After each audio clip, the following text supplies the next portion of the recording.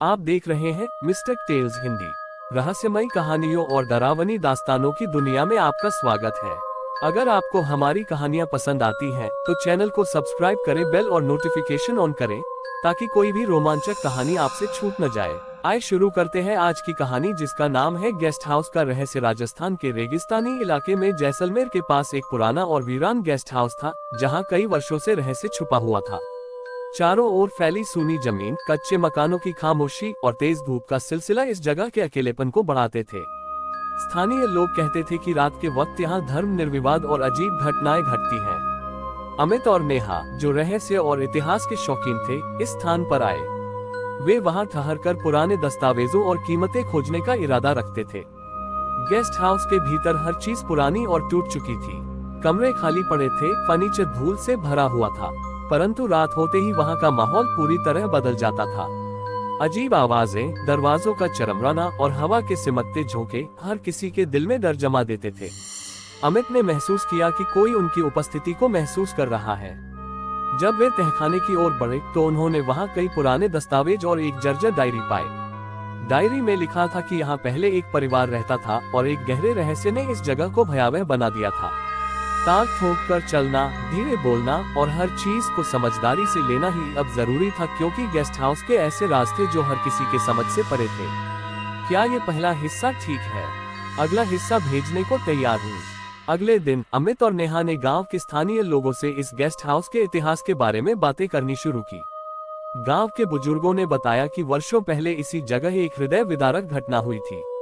एक युवक की हत्या, जिसके कारण उसकी आत्मा ने गांव और इस घर को शापित कर दिया।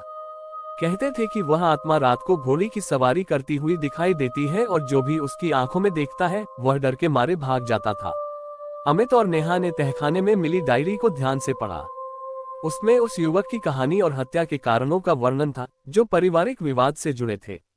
गांव के कुछ लोग अब इस जगह में आने से डरने लगे थे, पर अमित और नेहा की जिज्ञासा अभी भी तृप्त नहीं हुई थी।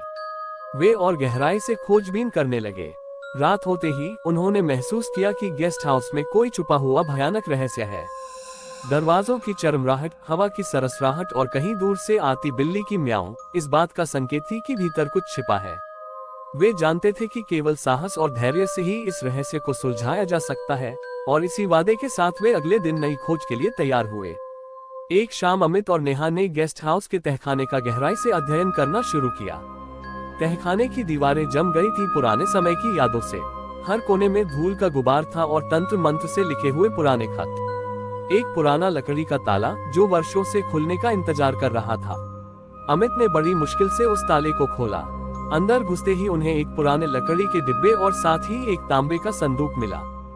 संदूक खोलते ही आंखों के सामने कई ऐसी चीजें आई जो समय के दर्पण थी। पुराने पत्र, धूल जमा फोटो और एक दस्तावेज जिसमें एक भयानक हत्या का खुलासा था। ये हत्या उस युवक की थी जो घर की सबसे भव्य कहानी का केंद्र था। युवक के परिवार के बीच हुए विवाद ने इस हत्या को जन्म दिया था, और आत्मा शांति न पाकर अब तक इसी घर में भटक रही थी। अमित ने समझा कि यदि वे इस रहस्य को दुनिया के सामने उजागर करना चाहते हैं, तो पहले आत्मा की शांति की जरूरत है। परंतु आत्मा की शांति के लिए एक विशेष विधि निभानी पड़ती थी, जो गांव के बुजुर्ग और तांत्रिक से मिलकर ही संभव थी। रात के अंधेरे में वे पर्दे और परछाइयों के बीच वह डरावनी झलक देखते रहे जो लंबे समय से इस गेस्ट हाउस को घेरती थी। अमित और नेहा ने तय किया कि वे गांव के तांत्रिक से मिलेंगे, जो वर्षों से इन बदसूरत आत्माओं को शांत करने में माहिर थे। उस तांत्रिक ने बताया कि आत्मा को शांति पाने के लिए एक विशेष पूजा और अनुष्ठान की आवश्यकता है, जो तब तक पूरी नहीं होगी जब तक कि हत्या का अपराध न्याय की रोशनी में न आए।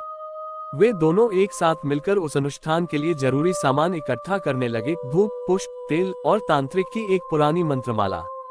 गांव के बुजुर्गों से सलाह मशविरा कर वे सभी ने इस तैयारी को गंभीरता से लिया। इस दौरान रात के अंधेरे में कई बार उन्हें हवेली में छायाओं और अजीब आवाजों का सामना करना पड़ा।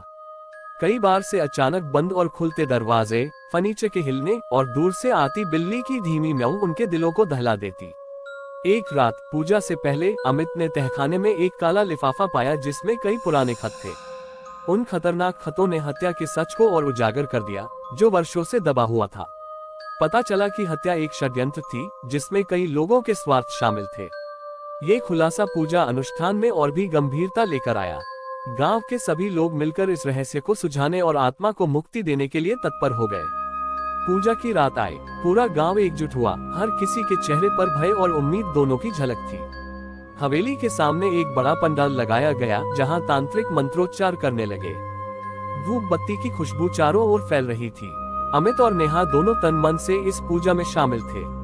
आसपास का वातावरण गंभीर और आध्यात्मिक था। मंत्रों के उच्चारण के बीच हवा ठंडी और सन्नाटे में डूबी हुई थी। पूजा के अंतिम चरण में अचानक हवेली से तेज रोशनी निकली। सफेद बिल्ली की आत्मा रूप में प्रकट हुई, जो धीरे धीरे एक चमकदार प्रकाश में परिवर्तित होकर आसमान की ओर उड़ गई। गांव वालों ने राहत की सांस ली। इस अद्भुत घटना के बाद गेस्ट हाउस की पुरानी डरावनी कहानियां समाप्त हो गईं। गांव में फिर से खुशहाली लौट आए। अमित और नेहा ने महसूस किया कि साहस और एकता से बड़ी चुनौती का सामना किया जा सकता है। अगर आपको ये रहस्यमयी कहानी पसंद आई हो तो वीडियो को लाइक करें, चैनल मिस्टिक टेल्स हिंदी को सब्सक्राइब करें, बेल और कमेंट में बताएं कि अगली कहानी किस बारे में सुनना चाहेंगे। मिलते हैं अगली डरावनी दास्तान में, भूत।